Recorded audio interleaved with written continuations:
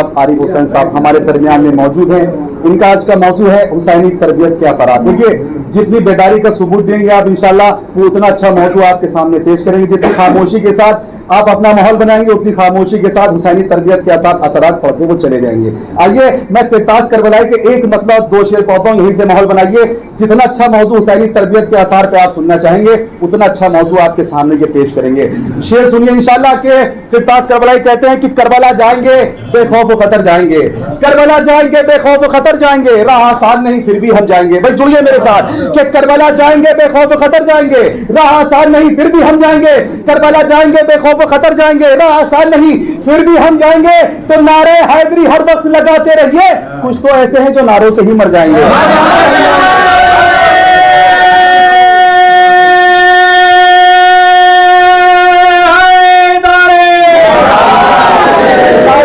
हर वक्त लगाते रहिए, कुछ तो ऐसे हैं जो नारों से ही मर जाएंगे। आइए आपने बेदारी का सबूत दे दिया, अब कोई शेर बेर पाने का जरूरत नहीं आते। आइए मैं बड़ी इज्जत और एहतराम के साथ दस्ते अदब जोड़कर आवाज दे रहा हूँ मेहमान खतीब आले मोहम्मद जनाब आरिफ हुसैन बाराबंकी साहब को जो आए जो बारगाह अहले बैत में अपने मखसूस अंदाज से खिताबत के फराइज को अंजाम दे। एक बावाज़ बुलंद नारे सलवात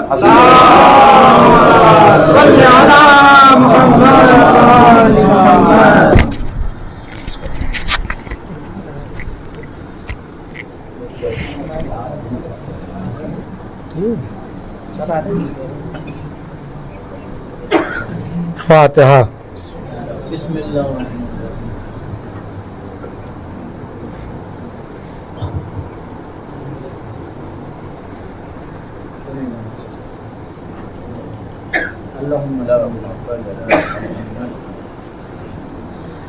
ला हौला वला कुव्वता इल्ला बिल्लाहिल अलिय्यिल अज़ीम।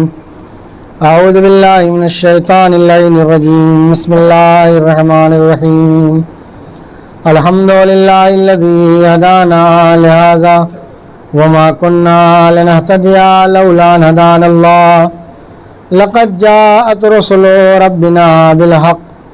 अस्सलातु वस्सलाम व तहियतु वल इकराम अलन नबिय्यिल उम्मिय्यिल मक्किय्यिल मदनिय्यिल क़ुरैशिय्यिल हाशिमिय्यिल अब्तही अर्रसूलिल मुमज्जद वल महमूदिल अहमद अबिल क़ासिम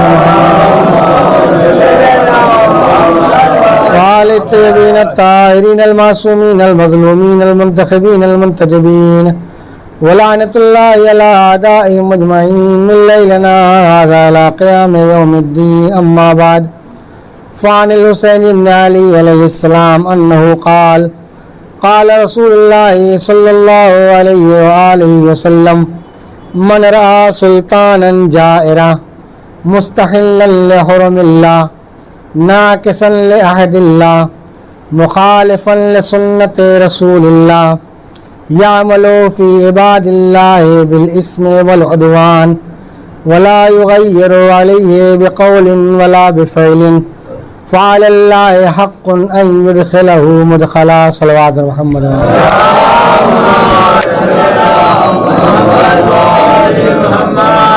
आप हज़रात गुज़ारिश एक मरतबा सूरह हम्द और 3 मरतबा सूरह तौहीद की तिलावत फरमा कर सैयद इबाद हुसैन ज़ैदी इब्न सैयद कासिम अली ज़ैदी, इशरत अली इब्न हशमत अली, मजीद अहमद इब्न करीम अहमद, निसार फ़ातिमा बिनत मुख्तार अली, हमीदा बेगम बिनत मौलाना अली मोहम्मद, जाहिद अली इब्न आमिद अली मरहूमीन को रूह साल।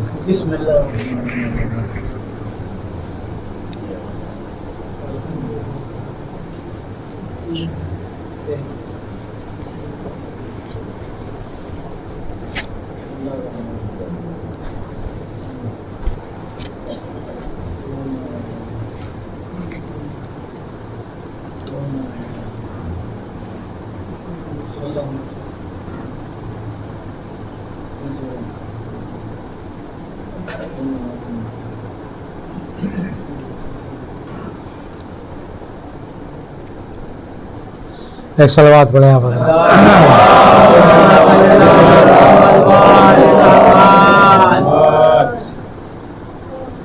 मैंने जिस हदीस के फ़क़रात आपके सामने तिलावत किए ये बज़ाहिर तो इमाम हुसैन अलैहिस्सलाम की ज़बान से हम तक पहुँचे हैं, لیکن آپ نے ان فقرات کی نسبت اپنی طرف نہیں دی ہے، بلکہ آپ نے فرمایا کہ میرے جد پیغمبر اسلام یہ فرما کر گئے ہیں۔ پہلے حدیث کا ترجمہ کر دوں، پھر اصل موضوع سے متعلق آپ کے سامنے عرض کروں گا۔ پیغمبر نے فرمایا کہ من رعا سلطانا جائرا، جو انسان کسی ایسے دور میں زندگی گزار رہا ہو، ایسے زمانے میں زندگی گزار رہا ہو کہ جس زمانے کا حاکم اور بادشاہ ظالم ہو، مستحلا لحرم اللہ، حرام الہی کو حلال کر رہا ہو، ناقصا لعہد اللہ، عہد پروردگار کو توڑ رہا ہو، مخالفا لسنت رسول اللہ، سنت رسول کی مخالفت کر رہا ہو، یعمل فی عباد اللہ بالاسم والعدوان، اور وہ جب لوگوں کے درمیان فیصلہ کرتا ہو بے عدالتی اور ناانصافی سے فیصلہ کرے، تو ایسے زمانے میں جو انسان زندگی گزار رہا ہے جس کا بادشاہ اور حاکم ظالم ہے، حلال کو حرام اور حرام کو حلال کر رہا ہے، عہد پروردگار کو توڑ رہا ہے، سنت رسول کی مخالفت کر رہا ہے، لوگوں میں بے عدالتی اور ناانصافی سے فیصلہ کر رہا ہے، اور اس زمانے کے لوگ اس کے خلاف کوئی قیام نہیں کرتے، آواز احتجاج بلند نہیں کرتے، فعلی اللہ حق ان یدخلہ مدخلا، تو اب اللہ کو یہ حق حاصل ہے کہ اس انسان کو وہیں داخل کر دے جہاں اس ظالم و جابر بادشاہ کو داخل کرے گا۔ حدیث کے ذیل میں آگے عرض کروں گا۔ دیکھیں، میری مجلس کا جو موضوع دیا گیا ہے وہ ہے حسینی تربیت کے اثرات۔ پہلے میں اپنے موضوع کی وضاحت پیش کر دوں۔ دیکھیں، حسینی تربیت کے اثرات۔ اب یہاں جو حسینی تربیت کا جو لفظ استعمال کیا گیا، اس کا مطلب یہ نہیں کہ صرف امام حسین علیہ السلام نے جو تربیت کی، بلکہ حسینی ایک اصطلاح بن گئی ہے۔ واقعہ کربلا سے پہلے مختلف گروہ تھے، مختلف نام تھے، مختلف القاب تھے، لیکن واقعہ کربلا کے بعد صرف دو ہی گروہ رہ گئے، یا حسینی گروہ ہے یا یزیدی گروہ ہے، یا حسینیت ہے یا یزید ہے۔ کربلا سے پہلے مختلف ناموں سے یاد کیا جا سکتا تھا، مگر کربلا کے بعد مسئلہ صاف ہو گیا، یا حسینی گروہ ہے یا یزیدی گروہ ہے، یا انسان حسینی بن کر زندگی گزارے یا حسین یزیدی بن کر زندگی گزارے، اس کے لیے تیسرا کوئی راستہ نہیں ہے۔ ٹھیک ہے۔ دوسری بات یہ ہے کہ حسینی تربیت سے مراد، میں نے کہا صرف امام مراد نہیں ہے، بلکہ معصومین اور آل محمد کی سیرت اور ان کے اقوال، ان کے قول اور ان کے حکم، ان سب کے اعتبار سے جو انسان کی زندگی میں ضروری ہیں چیزیں، وہ سب اس موضوع میں شامل ہیں۔ صرف امام کا قول نہیں ہے، بلکہ آل محمد نے جو بھی فرمایا ہے تربیت کے سلسلے میں، کربلا کے بھی اثرات ہیں، عاشور کے بھی اثرات ہیں، امام حسین کی زندگی کے خود پرسنل اثرات ہیں، اور ائمہ معصومین کی زندگی کے بھی اثرات پائے جاتے ہیں۔ اب آپ دیکھیں، میں ایک دو باتیں تمہیدی طور پر عرض کر دوں۔ لیکن اللہ نے مومنین کو آپس میں ایک دوسرے کا بھائی بنایا۔ قرآن نے کہا انما المؤمنون اخوہ، تمام مومنین آپس میں ایک دوسرے کے بھائی ہیں۔ اب اگر قرآن نے مومنین کو بھائی بنایا ہے ایک دوسرے کا، تو مومنین کو، یہ مومنین کی ذمہ داری ہے کہ وہ اخوت اور برادری کا حق ادا کریں۔ جس دن سے انسان کے ذہن میں یہ خیال پیدا ہو جائے کہ اس سے ہماری نسبت پائی جاتی ہے، اس سے ہماری اخوت پائی جاتی ہے، اس سے ہماری برادری پائی جاتی ہے، اس دن سے ہر انسان کے اندر یہ جذبہ پیدا ہو جائے گا کہ وہ دوسروں کو بڑھ کر سہارا دینے لگے گا۔ ہماری مشکل یہ ہے کہ آج کے زمانے میں ہر انسان اپنی ترقی کا خواہاں ہوتا ہے، دوسرے کی ترقی اس سے برداشت نہیں ہوتی۔ اب یاد رکھیے، لیکن حسینی تربیت کا ایک اثر یہ ہے اور ایک درس یہ ہے کہ انسان کے اندر اتنا حوصلہ ہونا چاہیے کہ وہ اپنے اوپر کم نگاہ کرے, دوسروں پر نگاہ زیادہ کرے, لیکن یہ نگاہ عیب کے اعتبار سے نہ ہو, کمی کے اعتبار سے نہ ہو, نقص کے اعتبار سے نہ ہو, بلکہ سہارا دینے کے عنوان سے ہو, مدد کرنے کے عنوان سے ہو, تعاون کرنے کے عنوان سے ہو. ہمارے یہاں آج کے زمانے میں کوئی انسان کسی کی ترقی برداشت نہیں کرتا, کہتے ہیں کہ ہم سے زیادہ تجربہ رکھتے ہیں. آج کے زمانے میں کوئی انسان کی دوسرے کی ترقی برداشت, یہ ہم سے اوپر کیسے چلا گیا, یہ ہم سے زیادہ ترقی کیسے پا گیا, ہم سے زیادہ پیسہ اس کے پاس کیسے آ گیا, ہم سے اچھا کاروبار اس کا کیسے ہو گیا, کہ نہیں, ہم سے زیادہ تجربہ کرتے ہیں. بھائی آپ کبھی ذکر کر کے چھیڑ لیجئے, دیکھ لیجئے. میں نے کہا صاحب فلاں صاحب ماشاءاللہ کافی ترقی کر رہے ہیں, کاروبار اچھا چل رہا ہے, مکان بھی لے لیا, دکان بھی لے لی, ساری چیزیں ہیں. میں نے کسی صاحب کے بارے میں بیان کیا, بغل میں ایک صاحب بیٹھے ہوئے تھے, اور انہوں نے دبے الفاظ میں کہا مولانا آپ کو کیا پتا کہاں سے آ رہا ہے, کیا کر رہے ہیں, کدھر سے لا رہے ہیں. ہوتا کہ نہیں ہوتا. میں نے ایک صاحب کے بارے میں بیان کی تعریف کی تو انہوں نے دبے الفاظ میں کہا کہ مولانا آپ کو کیا پتا, آپ کو کیا خبر, آپ تو آ جائیں کل چلے جائیں گے, ہمیں سے پوچھیے کیا کاروبار کر رہے ہیں, کہاں سے پیسہ لا رہے ہیں, کہاں پیسہ لگا رہے ہیں, کہ نہیں. تو یہ جو ہماری تعریف کے مقابل میں انہوں نے یہ اظہار جو کیا, یہ اظہار کن چیزوں کا ہے, یہ وہ چھپی ہوئی حسد جو آپ کے اندر پائی جا رہی ہے وہ ان لفظوں میں ظاہر ہو گئی. ہوتا کہ نہیں ہوتا, یہ چھپی حسد ہے. تو میں نے کہا کیا ہے, کیوں ہمارے اندر یہ جذبہ پیدا نہیں ہوتا کہ کسی مومن کو بڑھ کر سہارا دیا جائے, کسی مومن کی ترقی میں ذریعہ بنا جائے. کہ ہم یہ سمجھتے ہیں کہ اگر ہم نے کسی مومن کو سہارا دے دیا وہ اونچا ہو جائے گا, ہم نیچے ہو جائیں گے. ہوتا کہ نہیں. اگر فرض کر لیں, مثال دیں, بھائی میں نے کہا کہ بلب نکالنا ہے, میں نے اسے اپنے کندھوں پہ کھڑا کیا, کہا بلب کھول لیجئے, تو اس نے بلب کھول دیا. اگر میں اپنے کندھوں کا سہارا نہ دیتا تو اس بلندی تک نہیں پہنچ سکتا تھا, ہے کہ نہیں. اس کا مطلب یہ ہے کہ بلندی تک پہنچانے میں اس کا کمال نہیں ہے, بلکہ جس نے پہنچایا ہے اس کا کمال ہے. اب یہ تو پہنچنے والے کی ظرف کی صلاحیت دیکھنی ہوتی ہے کہ وہ اپنے ذریعے اور وسیلے کا احسان مانتا ہے کہ نہیں مانتا. جو صاحبان ظرف ہوتے ہیں وہ احسان مانتے ہیں کہ ہماری ترقی میں ان کا ہاتھ, ہماری بلندی میں ان کا ہاتھ, ہماری ترقی میں ان کا ہاتھ ہے. لیکن جو بے احسان ہوتے ہیں, ناشکرے ہوتے ہیں, وہ جب بلندی تک پہنچ جاتے ہیں تو وسیلے کو بھول جاتے ہیں, ذریعے کو بھول جاتے ہیں, کس نے سہارا دیا بھول گئے, ہے کہ نہیں. لیکن اس کا مطلب یہ نہیں کہ انسان سہارا دینا چھوڑ دے, انسان ذریعہ بننا چھوڑ دے, نہیں.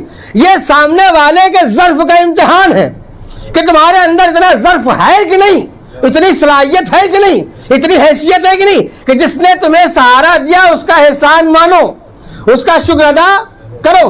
تو میں نے کہا ہم یہ سمجھتے ہیں کہ اگر ہم نے کسی کو بلند کر دیا تو ہم نیچے ہو جائیں گے, وہ اونچا ہو جائے گا. نہیں, فکر بدلنے کی ضرورت ہے, نظر بدلنے کی ضرورت ہے, سوچ بدلنے کی ضرورت ہے. وہ اونچا ضرور ہوا مگر اس کے قدم آپ کے کاندھوں پر رکھے ہوئے ہیں. اس کا مطلب اگر آپ اپنے کاندھوں کا ذریعہ ہٹا لے تو بلندی سے 2 لمحوں میں زمین پر آ جائے گا, ہے کہ نہیں. تو میں نے کہا سوچ بدلنے کی ضرورت ہے, نظریہ بدلنے کی ضرورت ہے. ہم سمجھ رہے ہیں کہ ہم نیچے ہو جائیں گے وہ اونچا ہو جائے گا, لیکن حقیقت کیا ہے, وہ اونچا ہوا ہے تو آپ کی وجہ سے. اس کا مطلب یہ ہے کہ سامنے والے کے ظرف کا امتحان ہے کہ وہ آپ کا احسان مانتا ہے کہ نہیں مانتا ہے. یہ اس کی ذمہ داری ہے کہ جب بلندی پر جائے تو اعلان کرے کہ کس کی بنیاد پر بلند ہوئے ہیں, کس کی وجہ سے بلند ہوئے ہیں, کس کے وقت میں بلند ہوئے ہیں, ہے کہ نہیں ہے. اسی لیے آپ دیکھیں اگر آپ نے مثال سمجھ لی, میں تاریخ سے حوالہ پیش کرتا ہوں, آپ مجلسوں میں سنتے رہتے ہیں جب پیغمبر اسلام صلی اللہ علیہ وآلہ وسلم میں خانہ کعبہ متو گرا رہے تھے, جب اونچے بت رکھے ہوئے تھے, پیغمبر نے اپنے دوش پر مولا کائنات کو کھڑا کیا اور کہا کہ علی جو اونچے بت بیٹھے ہوئے ان کو گرا دو, ہے کہ نہیں. بت گرا, تاریخ آپ سنتے ہو, تاریخ عرض نہیں کرنی, میرے نتیجہ سے کرنا. اب آپ دیکھیں اگر یہی تصور رسالت کے ذہن میں ہوتا جو تصور ہمارے اور آپ کے ذہن میں ہے کہ ہم پر کھڑا ہو گیا تو ہم نیچے ہو جائیں گے, وہ اونچا. میں پیغمبر چاہتے تو علی سے کہتے کہ تم جو میں تمہارے کاندھوں میں کھڑا ہو جاؤں, ہو سکتا کہ نہیں. پیغمبر کہتے تھے اور علی منع بھی نہیں کرتا, شوق سے پیغمبر کو اپنے کاندھوں پر اٹھاتے, مگر مزاج نبوت کو پہچانی ہے, مزاج نبوت کا علی کو اپنے کاندھوں پر رکھا, علی کو بلند کیا. میں نے کہا بلند ہونے والے کی ذمہ داری ہے کہ وہ اس کا احسان مانے, اس کا شکر مانے. ہم بھول جاتے ہیں مگر امامت نہیں بھولتی, ہم بھول جاتے ہیں مگر امامت نہیں بھولتی. علی رسول نے یا حسین نے, ایک اس گھرانے نے پہلا نتیجہ یہ دیا کہ ہر ایک کی ذمہ داری ہے کہ دوسرے کو سہارا دیتا رہے، ہر ایک کی ذمہ داری دوسرے کو آگے بڑھاتا رہے۔ میرے پیغمبر نے دوش پر کھڑا کیا اور پھر علی سے پوچھا کہ بتلاؤ کتنی بلندی محسوس کر رہے ہو؟ مولا نے فرمایا کہ یا رسول اللہ اتنا بلند محسوس کر رہا ہوں کہ چاہوں تو آسمان کی ستارے توڑ لوں، چاہوں تو آسمان کی ستارے توڑ لوں۔ سنتے ہیں تاریخ، یعنی پیغمبر نے جب اپنے دوش پر مولا کائنات کو کھڑا کیا تو اتنا بلندی پر محسوس کیا کہ آسمان کے ستارے توڑ سکتے تھے۔ یعنی پیغمبر نے بتایا کہ جب کسی کو سہارا دو تو اتنا سہارا دو کہ اس بلندی پر پہنچ جائے جہاں کوئی سوچ نہیں سکتا، اور پیغمبر نے سہارا دیا۔ اب ظاہر ہے کہ میں نے کہا کہ ہم اور آپ اس کے احسان کو بھول جاتے ہیں، لیکن امامت احسان کو نہیں بھولتی ہے۔ اگر آج خانہ کعبہ میں پیغمبر نے اپنے دوش پر علی کو اٹھایا تو جنگ احد میں علی نے پیغمبر کو اپنی آغوش میں اٹھایا کہ نہیں اٹھایا؟ یہ کیا ہے؟ ایک دوسرے کی مدد، تربیت، حسینی تربیت کے اثرات۔ اس کا سب سے بڑا مسئلہ یہ ہے کہ جس دن ہم اپنا نظریہ بدل رہیں گے، جس دن اپنی فکر بدل رہیں گے، سوچ بدل لیں گے، معاشرہ ترقی کی طرف گامزن ہو جائے گا، معاشرہ بلندی کی طرف گامزن ہو جائے گا۔ جب تک ہم اپنی فکر میں رہیں گے تب تک انسان بھٹکتا رہے گا ادھر ادھر۔ لیکن جس دن آپ ایک دوسرے کے لیے سہارا بن جائیں گے اس دن ماحول کا رنگ کچھ اور ہوگا، معاشرے کا رنگ کچھ اور ہوگا۔ اسی لیے آپ دیکھیں ایک حکایت مشہور ہے، اب سچی ہے کہ جھوٹی الگ مشہور، لیکن ایک مثال ہے وہ حکایت کہ ایک صاحب نے خواب میں دیکھا کہ محشر بپا ہے، ایک طرف جو ہے وہ جہنم ہے، ایک طرف جنت ہے۔ حکایت ہے، تو انہوں نے دیکھا کہ پہلے وہ گئے اہل جہنم کی طرف دیکھنے کے لیے، تو انہوں نے کیا دیکھا کہ جو لکڑی کی جو پتی ہوتی ہے، پھنٹی جسے آپ لوگ کہتے ہیں، وہ سب کے یہاں سے لے کر یہاں تک بندھی ہوئی تھی۔ اگر آپ کے پھنٹی جو ہے لکڑی کی یہاں باندھ دی جائے تو ہاتھ مڑے گا؟ نہیں مڑے گا۔ تو انہوں نے خواب میں دیکھا کہ جب دوزخ والوں کے قریب گئے تو کیا دیکھا، کلائی سے لے کر کاندھے تک کیا ہے، لکڑی کی پھنٹی بنی ہوئی ہے، کسی کا ہاتھ مڑ نہیں رہا، اور سب کے سامنے بہترین غذائیں رکھی ہیں، سب کے سامنے بہترین غذائیں رکھی ہیں، اور سب پریشان ہیں۔ کوئی جگہ اس لیے کہ جب لقمہ اٹھا کے چلا تو ہاتھ ادھر چلا گیا، یہ والا ادھر چلا گیا، ہوتا کہ نہیں ہوتا؟ پریشان، بھوکے پیاسے چلا رہے ہیں۔ کہتے میں نے دیکھا، پھر میں جنت کی طرف گیا، جنت کے لوگوں میں دیکھا، کہا کہ بندھی وہاں بھی پھنٹیاں تھیں، جنت والوں کو بھی ہاتھ میں، لیکن نہ کوئی رو رہا ہے نہ کوئی چلا رہا، سب ہنس رہے ہیں، کھا رہے ہیں، پی رہے ہیں۔ بھائی جیسے ان کے ہاتھوں میں لکڑی بندھی ویسے جنت والوں کے ہاتھوں میں لکڑی بندھی، مگر جہنم والے نہیں کھا پا رہے ہیں، جنت والے کھا بھی رہے، خوش بھی رہے۔ اس نے کہا وجہ کیا ہے؟ اس نے غور کیا، کہا غور کرنے کے بعد نتیجہ یہ نکالا کہ لکڑی ان کی بندھی، لکڑی ان کی بندھی، مگر جہنم والے اپنی غذا خود کھانا چاہ رہے تھے، یا غذا ادھر جا رہی تھی یا غذا ادھر جا رہی تھی، لیکن جنت والے کیا کر رہے تھے؟ مومنین آپس میں ایک دوسرے کے سامنے بیٹھ گئے، انہوں نے ان کو لقمہ کھلایا، انہوں نے ان کو لقمہ کھلایا۔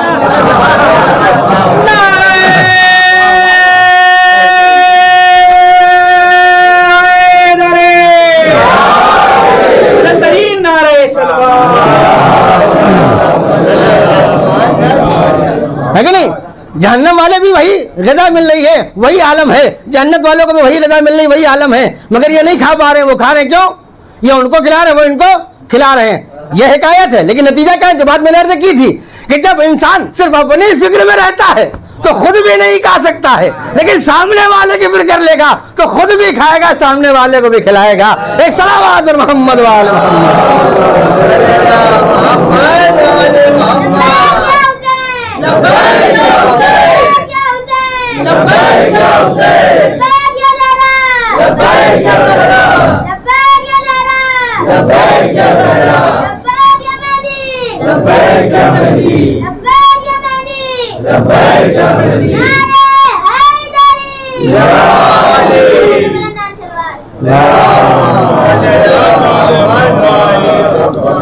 کیا کہ ایک دوسرے کے تعاون ضروری ہے۔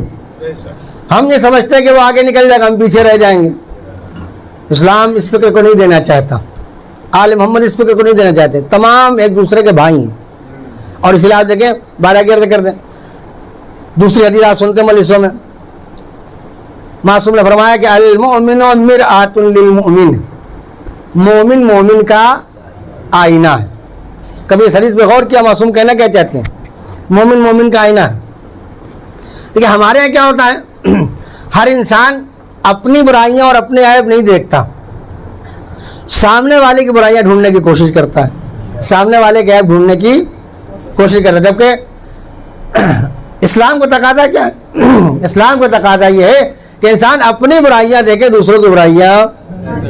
मासूम ने फरमाया मोमिन मोमिन का आईना है, मतलब क्या है, कहना क्या चाहते हैं? कहने का आईने की खुसूसियत क्या है? आईने की खुसूसियत ये है कि जब आईने के सामने आप खड़े होंगे तो आईना आपकी कमियां बतलाएगा, गैर की कमी नहीं बताएगा। आप आईने के सामने बताया कि आपके बाल सही नहीं है, आपका चेहरा साफ नहीं है, आपका लिबास ठीक नहीं है कि नहीं है, यहाँ चोट लगी, यहाँ निशान लगा, यहाँ धब्बा लगा है। आईने की खासियत यह है कि वो जो सामने खड़ा होगा उसकी कमियां बताएगा, उसकी कमजोरियां बतलाएगा, उसका नक्श बतलाएगा। अगर आईना सही सही बतला रहा है तो इसका मतलब आईना सही है, और अगर नहीं बतला रहा है तो आईने में खराबी है कि नहीं है? अगर आईना सही बतला रहा है, कमी बतला रहा है, उसका मतलब सही आईना है, और कमी नहीं बतला रहा है, इसका मतलब आईने में नक्श है। मासूम ने फरमाया मोमिन मोमिन का आईना है। जब दो मोमिन आपस में मुलाकात करें तो हर मोमिन की जिम्मेदारी है कि ये उसकी कमियां बताएं, वो इसकी कमियां बताएं। अगर आपस में कमियां बतलाई तो ये तरक्की का सबब बनेगा, दूसरों की कमियां बतलाई तो तनज़्ज़ुली का सबब बनेगा। एक सलावत मोहम्मद वाले मोहम्मद।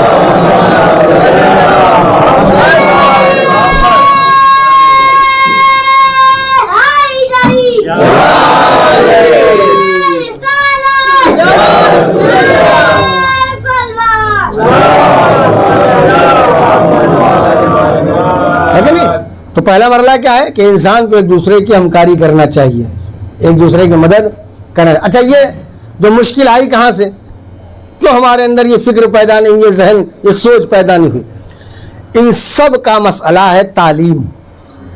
असल बुनियादी मुश्किल है इल्म की।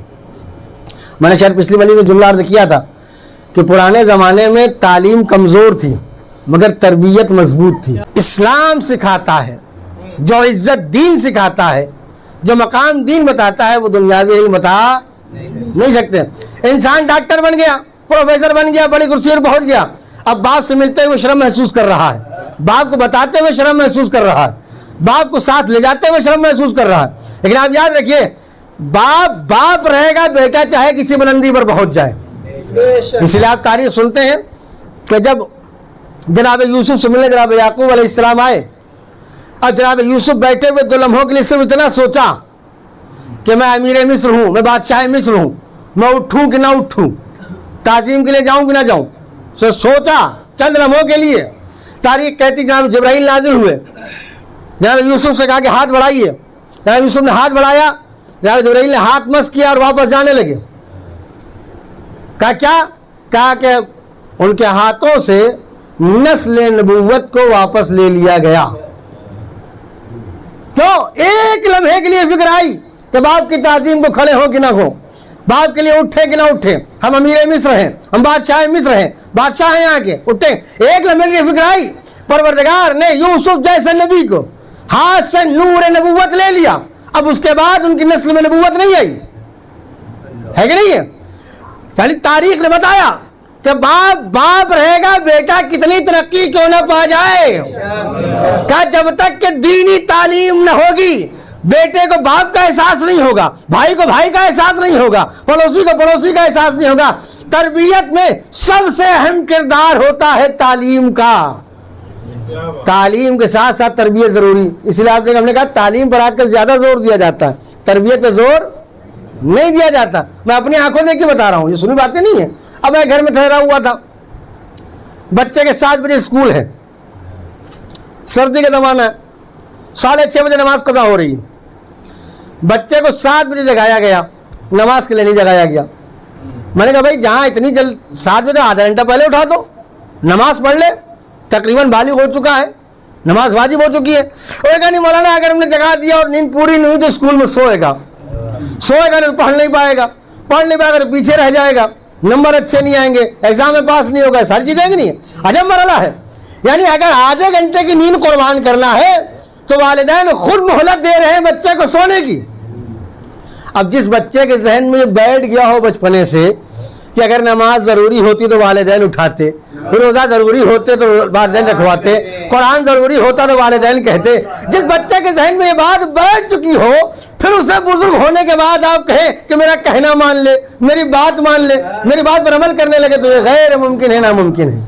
آپ کو یہ فکر ہے کہ اگر آدھا گھنٹہ کم سویا تو کلاس میں پیچھے رہ جائے گا, نمبر کم آ جائیں گے, امتحان میں فیل ہو جائے گا. یہ فکر نہیں ہے کہ اگر نماز قضا ہو گئی تو خدا کیا جواب دے گا, وہاں مرتبہ کم ہو جائے گا, وہاں منزل کم ہو جائے گی, وہاں مقام کم ہو جائے گا.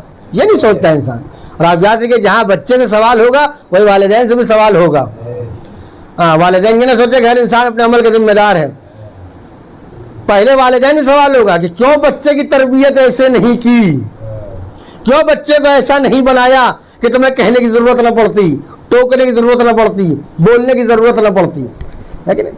تو تعلیم کا بہت بڑا کردار. اس لیے آپ دیکھیں واقعہ سنتے ہیں کہ امام نے, میں نے کہا ہمارے یہاں جو ساری توجہ جو ہے وہ دنیاوی تعلیم پر ہے, دینی تعلیم پر کوئی توجہ نہیں. اگر تھوڑی بہت بیداری آ بھی گئی تو اس میں کیا ہوتا ہے کہ جو بیچارہ مولوی ہوتا ہے, جو دینی تعلیم سکھاتا ہے, جو آخرت سنوارتا ہے,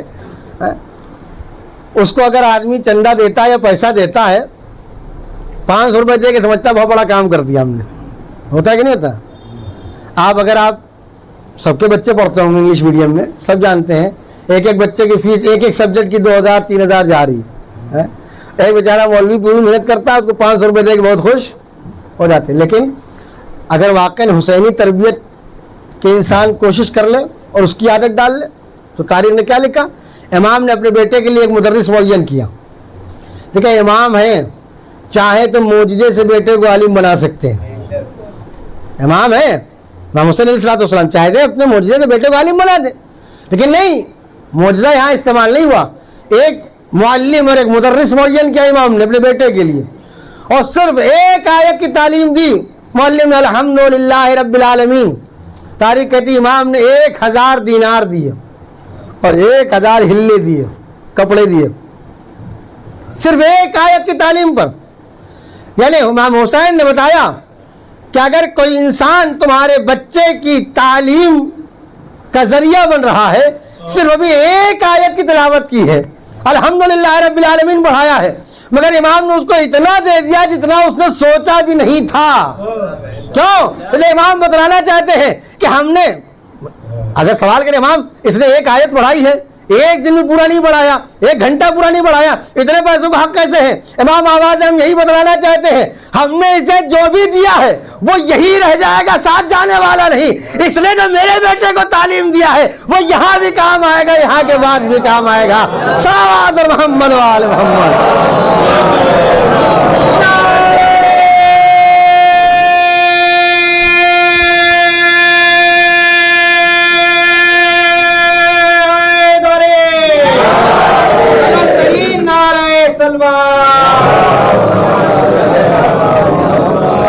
میں نے کہا کہ سوچ بدلنے کی ضرورت ہے, مزاج بدلنے کی ضرورت ہے. تیسرا مرحلہ آپ دیکھ لیجیے, جب یہ چیز آئے گی تب انسان کے درمیان سے, بھائی جو کربلا نے یا حسین نے جو کر کے دکھایا کہ آپس میں ایک دوسرے کے درمیان امتیاز نہیں رکھا, فرق نہیں رکھا, کون غلام ہے کون آقا, کون امام ہے کون بندہ, کون بنی ہاشم میں کون بنی ہاشم میں, ہے کہ نہیں؟ یہی تعلیم کا مسئلہ ہے. حسینی تربیت کا اثر یہ بھی ہونا چاہیے کہ انسان کے درمیان سے فرق مٹ جانا چاہیے. غریبی امیری کا فرق, سید غیر سید کا فرق, بڑے اور چھوٹے کا فرق, یہ تبعیض جو ہمارے ہاں ہے, امتیاز ہمارے ہاں, یہ حسینی درسگاہ کا نہیں ہو سکتا. حسینی تربیت میں یہ چیز نہیں پائی جاتی ہے.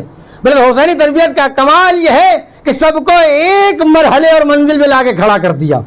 باقی کربلا آپ کی نگاہوں کے سامنے ہے کہ نہیں؟ جہاں عباس کا سر ہے اسی زانو پر غلام جون کا سر ہے کہ نہیں ہے؟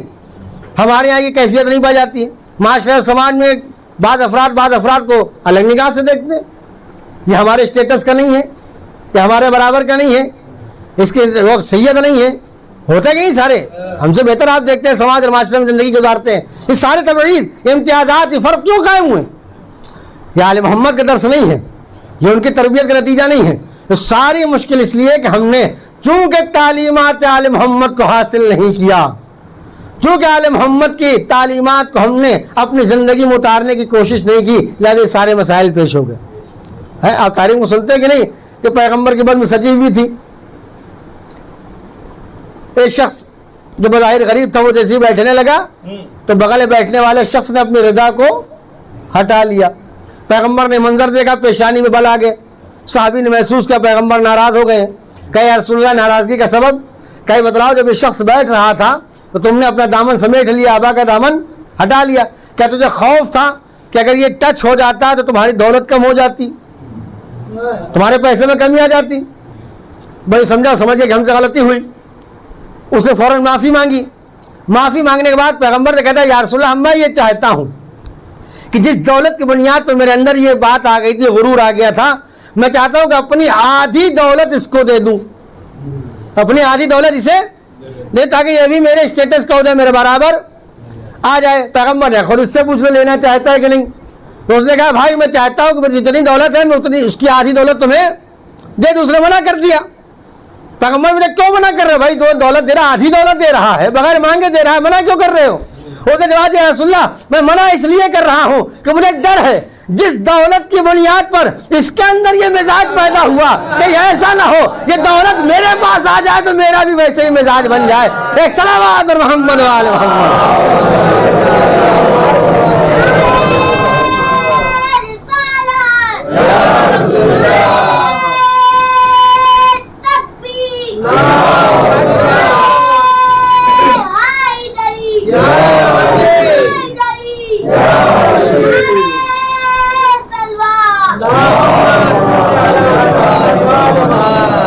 میں نے کہا یہ ساری چیزیں ہیں کہ ایک دوسرے کے درمیان فرق قائم کرنا، ایک دوسرے کا احترام نہ کرنا، ایک دوسرے کی ترقی میں حائل ہو جانا، یہ آل محمد کا درس نہیں ہے، یہ حسینی تربیت نہیں ہے. اگر حسینی ماحول بنانا ہے، حسینی تربیت بچوں کی جائے گی تو اس کا رنگ کچھ اور ہوگا، اس کا اثر کچھ اور ہوگا، اس کے اثرات کچھ اور ہوں گے. اسی لیے آپ دیکھیں کہ حسینی تربیت کا سب سے بڑا اثر ہے انسان کے اندر حق بیانی کا جذبہ پیدا ہوتا ہے. اب جو حدیث میں نے دیکھی میں اسی طرف آ رہا ہوں. یہ تو بہت سے اثرات ہیں، جتنے بھی نیک خصلتیں اور اثرات ہیں وہ سب. اسی لیے آپ دیکھیں کہ سب سے بڑی چیز جو حسین ابن علی کی تحریک میں شامل تھی وہ تھا جھوٹ سے دوری، صاف گوئی، سچ بولنا. امام مدینے سے نکلے کربلا تک آئے، جس نے بھی پوچھا امام نے صاف کہہ دیا ہم شہید ہونے جا رہے ہیں، ہم قتل ہونے جا رہے ہیں. جسے قتل ہونا ہو وہ آئے، جسے شہید ہونا ہو وہ آئے، ہے کہ نہیں؟ وہ ہم اور آپ اگر کبھی جاتے ہیں کسی ضرورت ہوتی مدد کی، کبھی بتاتے نہیں کس لیے لے جا رہے ہیں. اکثر آئیے صاحب چلتے ہیں 2 منٹ کے لیے، آئیے 5 منٹ چلتے ہیں، ہوتا کہ نہیں ہوتا؟ لیکن آپ کو ڈر رہتا ہے اگر بتلا دے تو جائے گا ہی نہیں. لیکن حسین نے بتایا نہیں، پہلے اپنا مقصد بیان کر دو، پہلے اپنا ہدف بیان کر دو. مقصد اور ہدف سننے کے بعد اگر کوئی آ جائے تو سمجھو واقعاً تمہارا محب ہے، تمہارا دوست ہے، تمہارا چاہنے والا ہے. لیکن اگر بغیر علم کے اس کو ساتھ لے آئے تو کمال نہیں. میں نے کہا کہ حق بیانی یہ سب سے بڑا مسئلہ ہے. اور حق بیانی انسان کے اندر کب پیدا ہوتی ہے؟ اسی لیے آپ حدیث دیکھیں، جلاروں کی حدیث عرض کرتے ہیں، معصوم نے فرمایا کہ سب سے بڑا بہادر وہ نہیں ہے تو میدان جنگ میں تلوار چلائے، سب سے بڑا بہادر وہ نہیں جو بہترین تیر انداز ہو، سب سے بڑا بہادر وہ نہیں جس کے بعد موٹا تازہ جسم ہو، بلکہ معصوم نے فرمایا کہ سب سے بڑا بہادر وہ ہے کلمت حق عند سلطان جائر. سب سے بڑا بہادر وہ ہے جو ظالم و جابر بادشاہ کے سامنے حق بات کہہ دے. ظالم اور جابر بادشاہ کے سامنے حق بات کہہ دے، وہی سب سے بڑا بہادر ہے. اس لیے کہ ہمارے یہاں ہوتا کیا ہے، کوئی حالات کی دہائی دیتا ہے، کوئی مصلحت کو اختیار کرتا ہے، کوئی سیاست کا حوالہ دیتا ہے. حق بات کہنے کی جرات جلدی انسان کے اندر پیدا نہیں ہوتی. ایک کربلا نے سکھایا، حسین نے سکھایا نہیں، انسان اگر حسینی ہے تو حق بیانی آنا چاہیے. اگر حق بیانی ہے تو حسینی کہے جانے کے لائق ہے، اگر حق بیانی نہیں ہے تو حسینی کہے جانے کے لائق نہیں. اور آپ یاد رکھیے یہ حق بیانی کا جذبہ، حق گوئی کا جذبہ حرام غذاؤں سے پیدا نہیں ہوتا، حرام مال سے پیدا نہیں ہوتا. یہ حلال غذا کے اندر یہ چیز پائی جاتی ہے. تو حدیثوں میں کہا گیا کہ حلال غذا استعمال کرو. تربیت میں سب سے بڑی اثر انداز چیز کیا ہے؟ حلال غذا. اسی لیے واقعہ آپ سنتے ہیں کہ جب ترمہ ابن عدی معاویہ کے دربار میں گئے امیر شام کے, تو اس نے جو ہے وہ رائی کے دانے پھیلا دیے اور یہ کہا کہ دیکھ رہے ہو یہ رائی کے دانے تم اسے گن نہیں سکتے, بس سمجھ لو کہ میری فوج بھی ایسے ہی ہے رائی کے دانوں کی طرح کہ تم گن نہیں سکتے کتنی فوج ہے میرے پاس. ترنما نے کیا جواب دیا؟ ترنما نے کہا کہ سن, اگر تیرے پاس اس رائی کے دانوں سے زیادہ فوج ہے تو علی کے پاس ایک ایسا شتر مرغ ہے جو سارے رائی کے دانے اکیلا کھا جائے. علی کے بعد ایک ایسا شتر مرغ یعنی مالک اشتر ہے کہ جو اکیلے سارے رائی کے دانوں کو کھا جائے گا. اس کے بعد کچھ اور گفتگو ہوئی اور ترمہ ابن عدی دربار سے واپس آ گئے. جب دربار سے واپس آ گئے تو ایک مرتبہ میرے شام امر عاص اور درباریوں کو متوجہ ہوا, کہتا تمہیں شرم نہیں آتی؟ میں تمہیں بہترین غذائیں دیتا ہوں, مرکل غذائیں دیتا ہوں, تمہارے اسباب آرائش کے جو اسباب فراہم کرتا ہوں, عیش و آرام کی زندگی گزار رہے ہو, نہ پیسے کی کمی نہ کھانے کی کمی, تمہیں شرم نہیں آئی کہ علی کا ادنا غلام دربار میں ہمیں خاموش کر کے چلا گیا, تم کچھ نہ بولے؟ شرم, مرکل غذائیں دی, پیسہ دیا, سب تمہیں دیتا ہوں, میں شرم نہیں کہ علی کا معمولی غلام ایک ادنا غلام ہمیں خاموش کر کے چلا گیا بھرے دربار میں, تم لوگوں نے بڑھ کر کوئی جواب نہیں دیا, تم لوگوں کو مقابلہ نہیں کیا, کوئی دفاع نہیں کیا. اب تاریخ کہتے ہیں امر عاص نے بڑھ کر کہا سن امیر شام سن, حق بیانی کی قوت غذاؤں سے نہیں آتی ہے, حق بیانی کی قوت مرکن غذاؤں سے نہیں آتی. اگر حق بیانی کی قوت مرکن غذاؤں سے حاصل ہوتی تو ہم سے بڑا بڑھ کر کوئی جواب دینے والا نہ ہوتا. مگر یاد رکھنا حق بیانی کی قوت مرکن غذاؤں میں نہیں آتی ہے, بلکہ حق بیانی کا جذبہ اس تقوی سے پیدا ہوتا ہے جو علی میں پایا جاتا ہے, تمہارے میں نہیں پایا جاتا. صلوات اور محمد و آل محمد.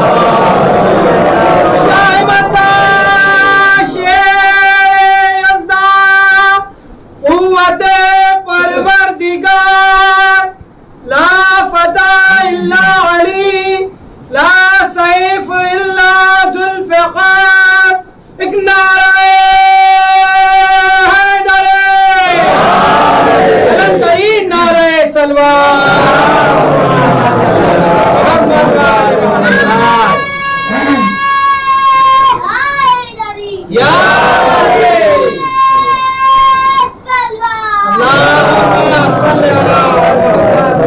تو حق بیانی کا جذبہ, حق بیانی کی قوت مرکن غذاؤں سے حاصل نہیں, تقوی کی بنیاد پر ہوتی ہے, کردار کی بنیاد پر ہوتی ہے. اسی لیے آپ دیکھیں بھائی اصل موضوع کی طرف ہوں میں, چل منٹ کی گفتگو اور زیادہ تفصیل کی گنجائش نہیں. آپ دیکھیے کہ جسم کا شجاع ہونا اور ہے, کردار کا شجاع ہونا اور ہے. تلوار کا شجاع ہونا اور ہے, کردار کا شجاع ہونا اور ہے. تلوار کی مار سے جسم مرتا ہے, کردار کی مار سے نسلیں مرتی ہیں. تلوار اگر آپ نے چلائی, ایک انسان مرا, دو انسان مرے, 10 انسان مرے, لیکن جب کردار میں پختگی ہوتی ہے اور پھر اس کے بعد جب الفاظ نکلتے ہیں, کلمات نکلتے ہیں, خطبات نکلتے ہیں, تو وہ ایک پر وار نہیں کرتے, پوری نسلوں پر وار کرتے ہیں. پیغمبر نے کہا فرمایا کہ جو ظالم جابر بادشاہ ہے, حلال کو حرام, حرام کو حلال کر رہا ہے, عہد پروردگار کو توڑ رہا ہے, سنت رسول کی مخالفت کر رہا ہے, اس زمانے کے انسان کی ذمہ داری کہ اس کے مقابل میں کھڑا ہو, یعنی حق بولنے کا جذبہ رکھتا ہو. سارا ماحول امام حسین کے زمانے میں ہو چکا تھا, ظالم بھی تھا, حلال کو حرام, حرام کو حلال کر رہا تھا یزید, عہد الہی کو توڑ رہا تھا, مخالفت سنت رسول کر رہا تھا, لوگوں میں بےعزتی کر رہا تھا. ہم اور آپ اپنی ذمہ داری کو بھول سکتے ہیں مگر امام وقت اپنی ذمہ داری کو بھول نہیں سکتا. اس لیے آپ دیکھیں کہ امام حسین علیہ الصلوۃ والسلام نے جو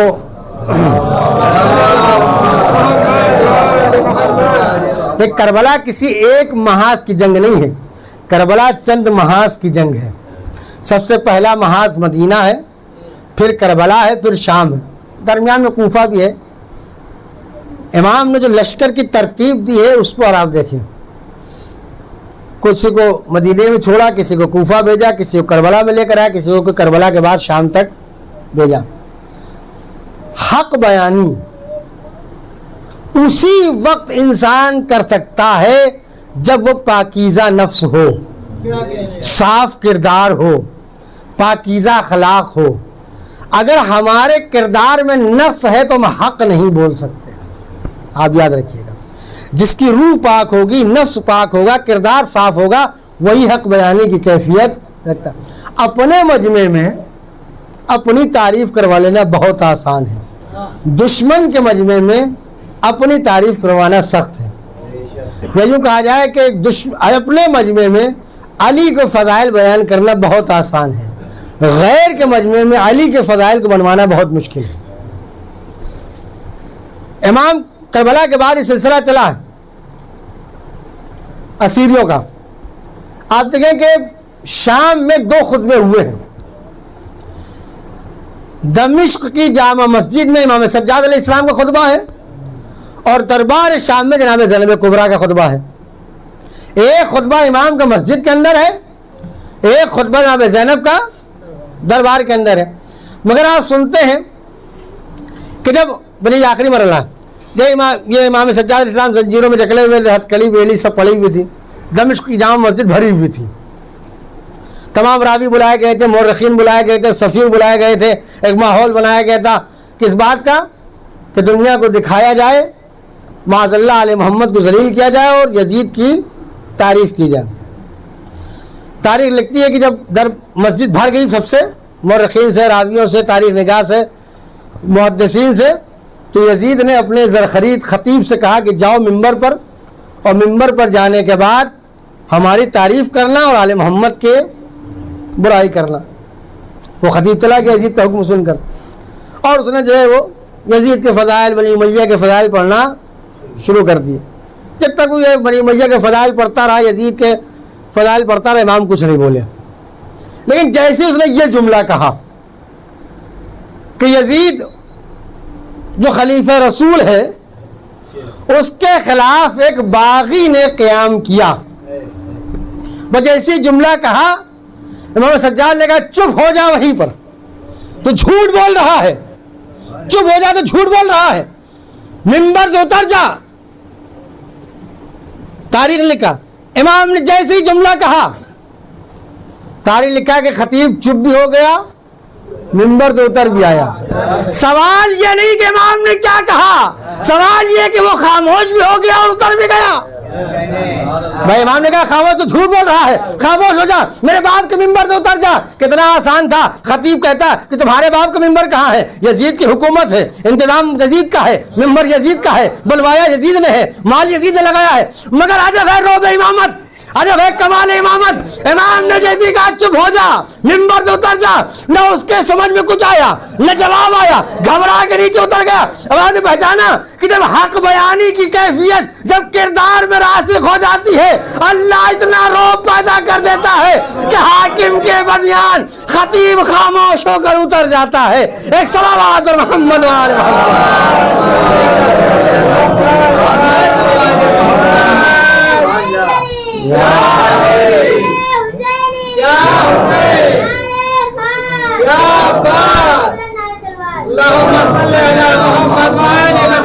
حق بیانی کا حوصلہ کہاں تھا؟ حسینی تربیت کا اثر تھا. کلمۃ حق عند سلطان جائر، جابر بادشاہ کے سامنے حق بات کرنا یہ کمال ہے. امام سجاد نے حسینی تربیت کا سب سے پہلا اثر دکھایا. دور کھڑے ہیں، زنجیروں میں جکڑے ہیں، ہاتھوں پیروں میں ہتکڑیاں اور بیڑیاں ہیں، مگر خطیب سے کہہ دیا تو خطیب خاموش بھی ہو گیا، منبر سے اتر بھی آیا.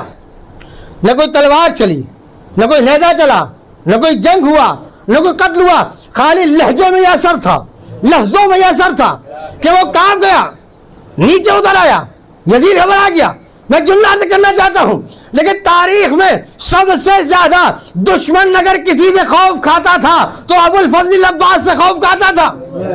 سنتے نہیں؟ کربلا میں اگر کسی کو خوف تھا تو جناب عباس سے تھا. اس لیے شب عاشور شمر امان نامہ لے کر آیا تھا جناب عباس کے بعد. جناب عباس نے کہا شرم نہیں آتی ہے میرا آقا، ایسے ہی رہ جاؤ، مجھے امان نامہ دینے آیا. میرے کربلا میں سب سے زیادہ دشمن جس کی تلوار سے خوف کھاتا تھا وہ ابو الفضل عباس تھے. میں جملہ سے کہنا چاہتا ہوں، جس کی تلوار سے دشمن خوف زدہ ہو اسے عباس کہتے ہیں، جس کے لہجے سے دشمن خوف زدہ ہو اسے سید سجاد کہتے ہیں. صلوات محمد وآل محمد. نعرہ حیدر है हक बयानी है कि नहीं। अब जैसे ही जो है जनाब सीर सज्जाद ने टोका, सारा मजमा मुतवज्जह हुआ कि ये कौन असीर है, ये कौन कैदी है कि जिसके अंदर इतनी ताकत कि अमीर के सामने बोल रहा है, बादशाह के सामने बोल रहा है, जंजीरों में जकड़ा हुआ है, कैदी असीर है। उसके बाद इमाम ने यजीद से कहा कि आप मुझे इजाज़त है कि मैं इस लकड़ी के ढेर पर जाऊं, तो यजीद ने मना कर दिया। अब लोगों में इश्तियाक बढ़ा कि क्यों मना कर रहे हैं। अच्छा देखिए, अल्लाह ने भी जालिम से उसकी खुद अपने आप बेइज्जती कराई।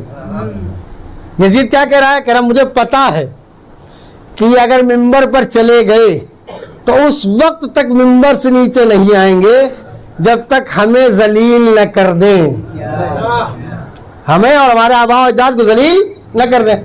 तो लोगों ने कहा कि ये कैसे हो सकता है, ये कैसे नहीं कर सकते। कहा तुम्हें नहीं पता है इसके मुंह में मोहम्मद की जबान है,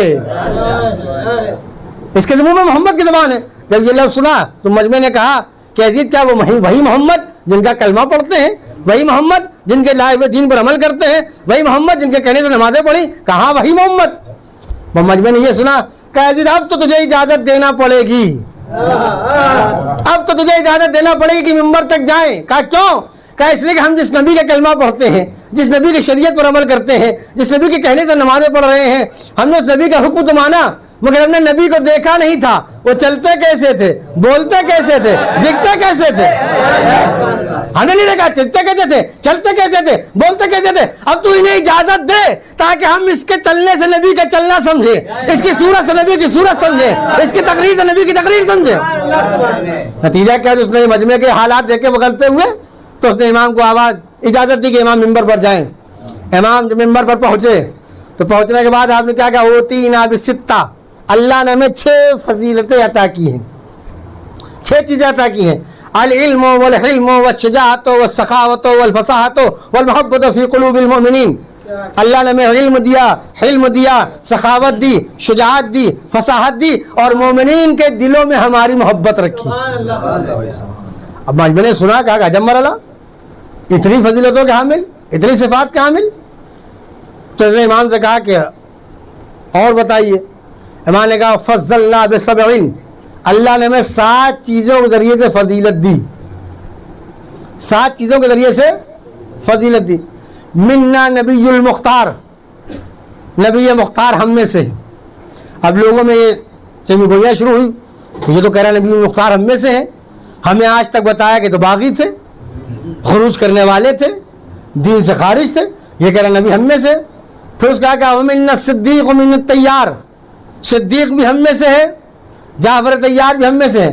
वमिन्ना असदुल्लाह, असदुल्लाह भी हम में से है। वमिन्ना असदो रसूलिल्लाह हमज़तो सय्यदिश शुहदा, कहा कि हम जो है रसूल का शेर जनाब हमजा जो सय्यदुश शुहदा वो भी हम में से है। इमाम का कोई भी कौल बगैर हिकमत के नहीं होता। दुश्मन का माहौल, और आप देखिए जुमला करना चाहते हैं, लेकिन दुश्मन हमेशा जब भी साजिश करता है इस्लाम के खिलाफ, मासूम के खिलाफ, इमामों के खिलाफ, परवरदिगार उनकी साजिशों पर पानी फेर देता है। दुश्मन ने मंसूबा बंदी ये की थी कि रावियों को बुलाया, मुहद्दिसीन को बुलाया, मुर्रिखीन को बुलाया, सफ़ीरों को बुलाया, ताकि ये तारीख रकम हो जाए क़यामत तक के लिए कि बनी उमैया के फ़ज़ाइल लिख दिए जाए, माज़ल्ला बनी आल मोहम्मद के बुराइयाँ लिख दी जाए, रज़ाइल लिख दिए जाए। मगर परवरदिगार ने कहा कुछ सही, दरबार तुम्हारा होगा, फ़ज़ाइल इनके होंगे, हाकिम तुम्हारा होगा, हुकूमत इनकी होगी, लिखने वाले तुम्हारे होंगे, फ़ज़ाइल इनके लिखे जाएंगे। परवरदिगार ने आवाज़ दी जो माहौल तुम अपने लिए बना रहे हो उस माहौल को मैं इसके लिए बदल के दिखाऊंगा कि खुदा मंसूबों को कैसे बातिल कर दिया करता है। नतीजा क्या हुआ, सारा दरबार किस लिए बैठा था कि बनी उमैया के फ़ज़ाइल लिखना है और आले मोहम्मद के रज़ाइल, लेकिन अल्लाह ने कैसा माहौल बदला। और इमाम ने फरमाया कि मिन्ना असद रसूलिल्लाह है, हम तो सय्यदिश शुहदा, हम में से है जनाब हमजा, जनाब हमजा हम में से है। बस लोगों में गुफ्तगू शुरू हुई कि कौन हमजा, रसूल के चचा हमजा, कहा हाँ रसूल के चचा हमजा, क्या वही जो वो शहीद हो गए थे, कहा हाँ کہا وہی جن کا جگر چبایا گیا. کہاں؟ کیا کس نے جگر چبایا؟ کس نے جگر چبایا؟ کہا ہندا نے. کہا ہندا کون؟ کا یزید کی ماں. اور سمجھا؟ یعنی یزید کے دربار میں امام نے ایسا ذلیل کر دیا کہ جو مختار تھا وہ بیمار لگنے لگا, جو بیمار تھا وہ مختار لگنے لگا. ایک صلوات اور محمد وآل محمد.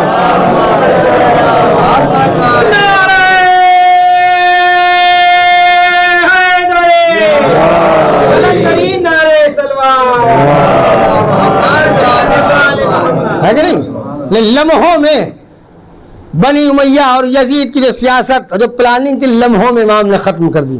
اور آپ دیکھیں سن 14 ہجری میں شام فتح ہوا تھا اور بنی امیہ کی حکومت سن 14 ہجری میں بنی. 60 ہجری یعنی 61 کی شروع میں کربلا واقع ہوئی. 46 سال بنی امیہ کی حکومت شام میں رہی. 14 سے 60 آپ جائیں 46 سال ہے. 46 سال بنی امیہ نے صرف یہی کام کیا کہ آل محمد کو بدنام کیا جائے. 70,000 ممبروں سے مولا کائنات کے خلاف جو ہے بلوایا گیا. ساری 46 سال بنی امیہ کو جس پلان کو تیار کرنے میں لگ گئے, امام سجاد نے چند لمحوں میں 46 سال کی محنتوں پر پانی پھیر دیا. اب آپ نے امامت کا مزاج پہچانا, امامت کا کام پہچانا, امامت کا اختیار پہچانا. جسے دنیا بنانے میں سالوں لگا دیتی ہے اسے امامت لمحوں میں فنا کر دیتی ہے. ایک خطبہ دیا امام نے, ایک خطبہ جامع مسجد دمشق کی. خطبے کا اثر کیا ہوا؟ انقلاب پیدا ہو گیا, لوگوں میں مزاج بدل گیا. ہر راوی کا قلم, ہر مورخ کا قلم, ہر محدث کا قلم مجبور ہو گیا حقیقت لکھنے کے اوپر. کتنا چھپایا گیا فضائل آل محمد کو مگر نہ چھپا سکے. یہ حق بیانی کی کیفیت کہاں سے آئے گی؟ زنجیروں میں جکڑے ہوئے ہیں, حاکم کے دربار میں ہیں, درباریوں کے درمیان میں ہیں, مگر حق بات بیان کر رہے ہیں. یہ ہے حسینی تربیت کا اثر کہ ماحول کیسا ہو, دشمن کیسا ہو, حاکم کیسا ہو, دربار کیسا ہو, حق بات بیان کر دی جائے, یہ کمال پایا جاتا ہے. اور امام نے وہی کیا, حق بات بیان کی. نتیجہ کیا ہوا؟ نتیجہ یہ ہوا کہ مزاج بدلا, انقلاب پیدا ہوا. اس لیے میں جملہ عرض کرتا ہوں, دیکھیے واقعہ کربلا کسی ایک واقعے کا نام نہیں ہے, بلکہ واقعہ کربلا ایک تحریک کا نام ہے. تحریک کبھی کسی زمانے سے مخصوص نہیں ہوتی, تحریک کبھی کسی افراد سے محدود نہیں ہوتی, بلکہ ایک تحریک ہے جو قیامت تک چلے گی. پھر آخری مرحلہ اس رقم صاحب لیں گے. میں نے کہا واقعہ کربلا کسی ایک مخصوص واقعے کا نام, لیکن تحریک کا نام ہے تو ہمیشہ چلے گی. دلیل پیش کرتا ہوں آپ کے سامنے. آپ مسائل میں سنتے ہیں کہ نہیں کہ امام نے میدان میں آ کے آواز استغاثہ بلند کیا, حل من ناصری سرنا, حل من مغیثی سنا, ہے کوئی جو میری مدد کرے, ہے کوئی جو میری آواز استغاثہ پر لبیک کہے. سنتے نہیں سنتے؟ سوال یہ ہے کہ امام کو نہیں پتا تھا کہ جتنے افراد کا نام فہرست شہادت میں تھا سب شہید ہو چکے, حتیٰ کہ 6 مہینے کا بچہ بھی شہید ہو گیا. امام کو یہ بھی پتا تھا کہ اب اس سے زیادہ اس فہرست میں بڑھنے والے لوگ نہیں ہیں, تھا کہ نہیں تھا؟ تو سوال یہ امام کو پتا تھا کہ جتنے بھی افراد کا نام فہرست شہادت میں تھا سب شہید ہو چکے, تو پھر آواز استغاثہ بلند کرنے کی کیا ضرورت تھی؟ ہے کوئی جو میری مدد کرے, ہے کوئی جو میری مدد کرے. امام آواز ہم یہی بتلانا چاہتے ہیں کہ کربلا کو صرف کربلا کے اندر نہ محدود کر دینا. میں آواز استغاثہ بلند کر کے بتلا رہا ہوں کہ جس تحریک کو مدینے سے لے کے کربلا تک آئے ہیں وہ تحریک کربلا میں ختم نہیں ہونا چاہیے. یہ تحریک چلے تو قیامت سے ملنا چاہیے. یہ تحریک امام لے کے چلے, یہ تحریک کربلا میں دفن نہیں ہونا چاہیے. یہ ہر زمانے میں چلے گی, ہر نسل میں چلے گی, ہر حکومت میں چلے گی. اور دوسری طرف سے آپ یہ دیکھیے, ہم زیارت میں کیا پڑھتے ہیں؟ زیارت پڑھتے ہیں یا لیتنی کنت معکم فافوز معکم فوزا عظیما, فافوز فوزا عظیما پڑھتے ہی نہیں. کاش کہ ہم کربلا میں ہوتے, ہم بھی امام کے ساتھ جنگ کرتے, ہم بھی امام کے شہیدوں میں شامل ہو جاتے. یہ دعا کرتے کہ نہیں؟ یہ تمنا کرتے کہ نہیں ہے؟ امام نے ہماری تمناؤں کی آبرو رکھی, ہماری تمناؤں کی آبرو. بھائی ہماری تمنا یہی تو ہے کہ کاش کہ ہم کربلا میں ہوتے, امام کے ساتھ جنگ کرتے, امام کے ساتھ شہید ہو جاتے, شہدائے کربلا میں شامل ہو جاتے. امام نے کہا اگر واقعاً تمہاری تمنا ہے آخر تمہاری آرزو ہے کہ کربلا والوں میں شامل ہو جاؤ، تو اب کربلا تو ہونے والی نہیں ہے، لیکن تحریک کربلا چل رہی ہے. جیسے جیسے تحریک کو آگے بڑھاتے جاؤ گے کربلا والوں میں آتے جاؤ گے. صلوات محمد وآل محمد.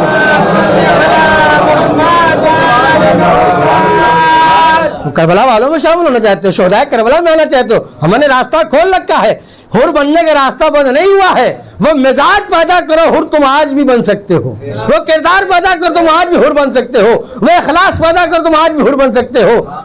اگر تمہارے اندر تمہارے کمالات آ جائے، تمہارے دروازہ کھلا ہوا ہے.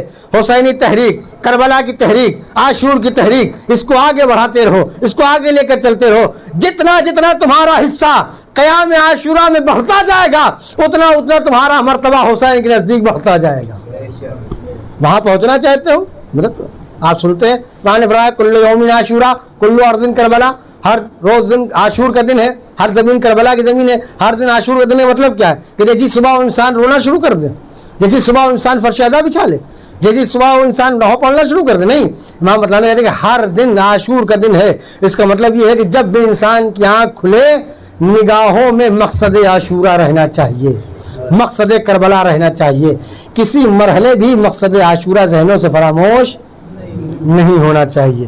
یہ ہر کربلائی کی ذمہ داری ہے، ہر حسینی کی ذمہ داری ہے، ہر محب آل محمد کی ذمہ داری ہے کہ جو تحریک حسین لے کر چلے تھے، وہ تحریک ہر زمانے میں، ہر نسل میں، ہر معاشرے میں، ہر سماج میں چلنا چاہیے. اور وہ تمام تر کردار جو کربلا والوں نے پیش کیا ہمارے اندر آنا چاہیے، وہ اخلاق جو کربلا والوں نے پیش کیا ہمارے اندر آنا چاہیے. کربلا میں سب سے بڑا کمال یہ تھا کہ ہر صحابی کہتا تھا پہلے مولا مجھے مرنے کی اجازت دیجیے، پہلے مجھے مرنے کی اجازت دیجیے، ہے کہ نہیں؟ ہر ایک سبقت لینا چاہ رہا ہے. ہر انسان ہر منزل میں انسان کی مدد کر دیتا ہے، مگر جب موت سامنے آتی تو قدم پیچھے ہٹ جاتے ہیں. یہ طرح کربلا کا امتیاز ہے جہاں ہر انسان موت پر سبقت لینا چاہ رہا ہے. یہ ہے حسینی تربیت کا اثر. حسینی تربیت کا سب سے بڑا اثر اگر آپ دیکھیں تو یہی ہے. ایک ہے عبودیت، عبودیت، اللہ کی بندگی، اللہ کی عبادت. شب عاشور جو حسین نے مہلت مانگی ایک رات کی، یزید کی طرف جنگ کی تیاریاں ہو رہی ہیں، خیام حسینی میں عبادتیں ہو رہی ہیں. کوئی تسبیح پڑھ رہا ہے، کوئی حمد کر رہا ہے، کوئی نمازیں پڑھ رہا ہے کہ نہیں. عبودیت کا مرکز ہے کربلا، اور سب سے بڑا اثر ہے کربلا کا عبودیت. اس لیے امام نے جو سر کٹایا ہے تو سجدے کے عالم میں سر کٹایا، جو عبودیت کی اور بندگی کی پہچان ہے. اور آپ یاد رکھیے کہ اگر واقعاً حسینی ہے کوئی بڑی ضرورت مصائب ہے، اگر واقعاً انسان حسینی ہے تو کبھی عبادت سے دور نہیں رہ سکتا. سچا حسینی وہ ہے جو حقیقی عابد ہو، اور حقیقی عبادت گزار وہ ہے جو سچا حسینی ہو. دونوں میں الگ. اسی لیے آپ دیکھیں جہاں امام حسین نے جناب زینب سے بہت سی وصیتیں کی، وہاں وصیت کیا کی، یا لا تنسینی فی نافلۃ اللیل، اے بہن زینب مجھے نماز شب میں فراموش نہ کرنا. امام بتلانا چاہتے کہ میری بہن زینب پر کتنی مصیبتیں کیوں نہ آ جائیں، ہر مصیبت برداشت کر لے گی مگر نماز چھوڑ دے یہ برداشت نہیں کرے گی، اور نماز شب چھوڑ دے ممکن نہیں ہے. عام حالات میں نماز پڑھنا بہت آسان ہے، جلے ہوئے خیموں کی رات پر سجدہ کرنا بہت مشکل ہے، بہت سخت مرحلہ ہے. اور چند جملے مسائل کی تفصیل عرض نہیں کرنی. جیسے روایتیں کہتی محمد سجاد علیہ السلام نے فرمایا کہ ہمیں شام میں جس قید خانے میں رکھا گیا تھا وہاں پہ سایہ نہیں تھا، چھت نہیں تھی. دن کی دھوپ برداشت کرتے تھے، رات کی اود برداشت کرتے تھے. یہاں تک کہ امام سے روایت ہے، امام فرماتے ہیں کہ جب سورج طلوع ہوتا تھا تو ہم اس دیوار کے سائے میں آ جاتے تھے، جب سورج غروب ہونے زوال کی طرف جاتا تھا تو ہم اس دیوار کے سائے میں آتے آتے تھے. لیکن جب زوال پہ پہنچتا تھا، سورج نصف النہار پہ پہنچتا تھا، درمیان آسمان پہ پہنچتا تھا تو کسی دیوار کی طرف سایہ نہیں ہوتا تھا. کیا کیا مظالم، دیکھیں سن دینا آسان ہے، پڑھ دینا آسان ہے، مگر جس پر مصیبت گزری وہی محسوس کرتے تھے. روایتیں کہتے ہیں جناب زینب جب مدینے واپس گئی ہیں تو کمر جھک چکی تھی، کمر جھک کے چل رہی ہے. किसी ने पूछा शहजादी 1 साल में कौन सी आफत आ गई, कौन सी मुसीबत आ गई, ये कमर झुक कैसे गई, कमर खमीदा कैसे हो गई। जनाब ज़ैनब ने कहा तुम्हें नहीं पता, एक रस्म थी और 12 गले थे, एक रस्म थी और 12 गले थे। और उसमें मुसीबत ये थी कि छोटे और बड़ों को एक ही रस्म में बांधा गया था। उसमें हमारी 4 साला बच्ची सकीना की गर्दन बंधी हुई थी। अगर हम खड़े होकर चलना चाहते थे तो बच्ची का गला खींचने लगता था, लिहाजा हम सब झुक के चलते थे ताकि बच्चों का गला न खींचे। अरे मरला है, बस चंद जुमले मसाहिब के हैं। रवायतें कहती हैं कि जब हुक्म रिहाई मिला है इमाम सज्जाद को और इमाम ने आगे जनाब ज़ैनब से कहा कि हुक्म रिहाई मिल गया, तो जनाब ज़ैनब ने कहा जाओ अजीज़ से मेरी 3 शर्तें रख देना, अगर 3 शर्तों पर राज़ी हो तो हम रिहा हो जाएंगे। कहा पहली शर्त ये रखना कि जब से हमारे वारिसीन मारे गए हैं, कत्ल किए गए, तक हम पर गिरिया नहीं कर पाए, उनका मातम नहीं कर पाए हैं, उन पर रो नहीं पाए, लिहाजा महल खाली कराया जब उन पर गिरिया न करना चाहते हैं।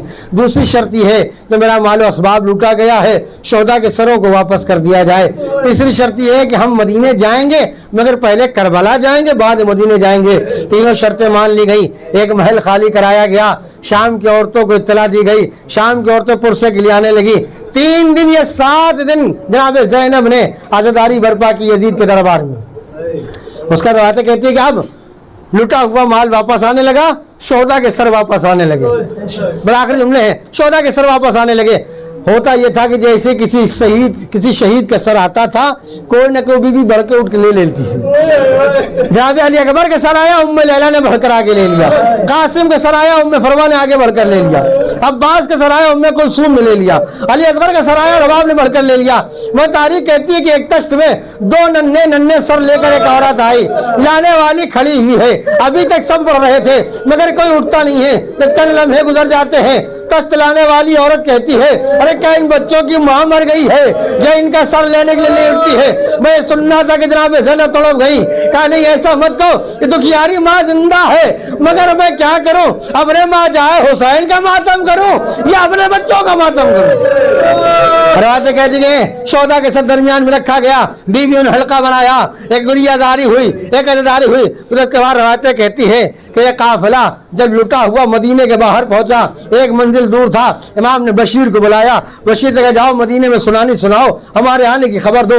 बशीर पहुंचा मस्जिद नबवी के पास, लोगों को जमा किया, अहले मदीना सुनो, हुसैन का लुटा हुआ काफिला वापस आ गया। 28 रजब को जो काफिला गया था वो वापस आ गया है। हुसैन कत्ल कर दिए गए, सबको लूट लिया गया, बीवियों की चादरें छीन ली गई। बस ये ऐलान जनाब उम्मुल बनीन ने सुना, एक मरतबा नजफ करो किया, कहा मेरे वालियो वारिस गवाह रहना, मैं अब्बास को माफ न करूंगी, मैं अब्बास को दूध न बख्शूंगी। बशीर ने जुमला कहा शहजादी आप ये बात क्यों कह रही है। कहा मैंने अब्बास से वादा किया था, उससे अहद लिया था कि तुम्हारे रहते हुए हुसैन पर आँच नहीं आना चाहिए। ये कैसे मुमकिन हुआ कि हुसैन मार दिया गया, अब्बास जिंदा रह गया। बशीर ने कहा नहीं नहीं ऐसा नहीं है, जब तक अब्बास के बाजू सलामत थे किसी की हिम्मत ना थी कि हुसैन की तरफ निगाह उठाता। जब अब्बास शहीद हो गए तब हुसैन शहीद हुए हैं। दूसरा मंजर ये है, रवायतें कहती है मोहम्मद हनफी आए, मदीने के दरवाजे पर पहुंचे, सैयद सज्जाद को देखा, बाहों में बाहें डाल दी। इमाम सज्जाद ने फौरन मोहम्मद हनफिया के हाथों को अलग कर दिया। मोहम्मद हनफी ने कहा मेरे लाल सैयद सज्जाद को गलती हो गई है, कोई नाराजगी है चचा से, मैं तुम्हें कहा है बाहें डाल रहा हूँ, गले से लगा तो मेरे हाथ अलग कर रहे हो। क्या चचा जान को गलती नहीं हुई है, बल्कि मेरे गले में तोके खारदार पड़ा हुआ था, इतना जख्मकारी लगा हुआ है कि अगर कोई बोझ बर्दाश्त नहीं कर सकता है। मेरा आखिरी जुमला रवायतें कहती है कि लुटा हुआ काफिला मदीने में आया, जनाब ज़ैनब जनाब सैयद सज्जाद के घर में है। जनाब अब्दुल्ला आते हैं, आने के बाद कहते हैं आका यकीनन बहुत बड़ी मुसीबत हुई, बहुत बड़ा जुल्म हुआ है, लेकिन हम भी साहिब अज़ा हैं, शहजादी से कह दीजिए कि अब अपने घर आ जाए, मैं भी तन्हा हूँ, मेरे बच्चे भी शहीद हो गए। सैयद सज्जाद ने ज़ैनब से कहा कि अम्मा अब्दुल्ला आए थे, वो भी तन्हा है, आप जाइए, उन्हें आपकी ज़रूरत है। तो ज़ैनब ने कहा मेरे माँ बेटलाल अगर तुम कहते हो मैं जाने के लिए तैयार हूँ। तो आगे जुमला रवायतें कहती हैं जनाब ज़ैनब अपने घर पहुँची हैं तो अब्दुल्ला घर में नहीं थे।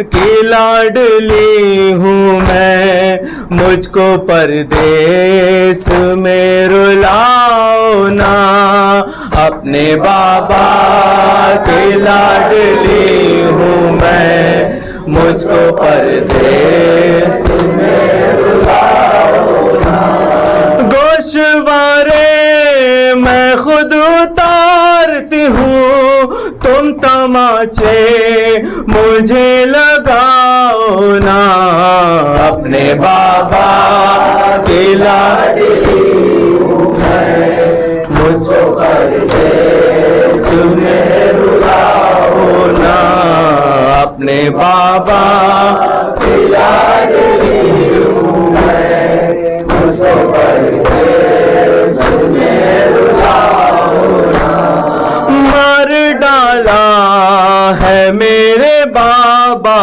کو، ان کے لاشیں کو میں سنبھالوں گی، اپنے ننھے سے زخمی ہاتھوں سے تیر ان کے سبھی نکالوں گی، چھوڑ جاؤ یہیں سکینہ کو، تم مسیرہ مجھے بناؤ نا، اپنے بابا کی لاڈلی ہوں میں، مجھ کو پردیس میں رلاؤ نا، اپنے بابا کی لاڈلی ہوں میں، مجھ کو پردیس میں رلاؤ نا، میں بہن ہوں صغیر اصغر کی، مجھ کو چھوٹی بطول کہتے ہیں، میرے کانوں سے خون جاری ہے، دیکھ آنسو بھی میرے بہتے ہیں، 3 دن سے بہت پیاسی ہوں، تھوڑا پانی مجھے پلاؤ نا، اپنے ماں باپ کی لاڈلی ہوں میں، مجھ کو پردیس میں رلاؤ نا، اپنے بابا کی لاڈلی ہوں میں، مجھ کو پردیس میں رلاؤ نا، مجھ کو سجاد ڈھونڈتے ہوں گے، میری پھپھیاں تڑپ رہی ہوں گی، بیٹھ کر خاک پر وہ خیموں کی، چپ کے سسک رہی ہوں گی، میں نے اپنوں کے پاس جانا ہے، للہ ان سے مجھے ملاؤ نا، اپنے بابا کی لاڈلی ہوں میں، مجھ کو پردیس میں رلاؤ نا، اپنے بابا کی لاڈلی ہوں میں، مجھ کو پردیس میں رلاؤ نا، میں کلی ہوں نبی کے گلشن کی، مجھ کو تم نے بہت ستایا ہے، میرے بابا کو مار ڈالا ہے، رحم تم کو ذرا نہ آیا ہے، ہو گئی ہوں یتیم صحرا میں، رات رہوار کے دوڑاؤ نا، اپنے بابا کی لاڈلی ہوں میں، مجھ کو پردیس میں رلاؤ نا، اپنے بابا کی لاڈلی ہوں میں، مجھ کو پردیس میں رلاؤ نا، رحم شیر خدا کی پوتی پر تم کو شملے لئی نہیں آتا، بھوک ہے پیاس پاس ہے نقاہت ہے، مجھ سے پیدل چلا نہیں جاتا، سانس لینے دو تھوڑی دیر ذرا، تازیانہ مجھے لگاؤ نا، اپنے بابا کی لاڈلی ہوں میں، مجھ کو پردیس میں رلاؤ نا، اپنے بابا کی لاڈلی ہوں میں، مجھ کو پردیس میں رلاؤ نا، گوشوارے میں خود اتارتی ہوں، تم تماچے مجھے لگاؤ نا، اپنے بابا کی لاڈلی ہوں میں، مجھ کو پردیس میں رلاؤ نا۔ یا حسین یا حسین یا حسین یا حسین یا حسین یا حسین یا حسین یا حسین یا حسین یا حسین یا حسین یا حسین یا حسین یا حسین یا